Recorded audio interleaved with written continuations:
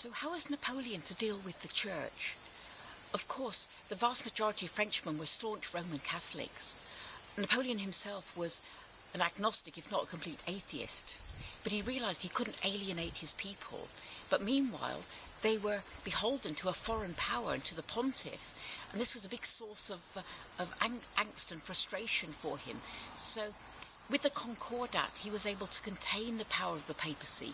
He was able to manipulate the Pope by agreeing to the appointment of bishops and agreeing to him paying their salaries. And that way he contained the Catholic power in France. And Napoleon needed the papacy. He needed the village priests.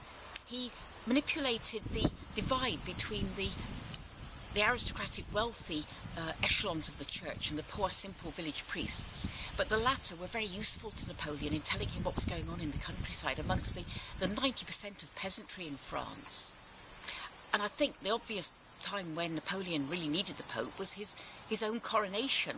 He needed the Pope there to make it sacred, to make it meaningful. But as we all know, at the crucial moment, he took his crown from the Pope's hands and crowned himself.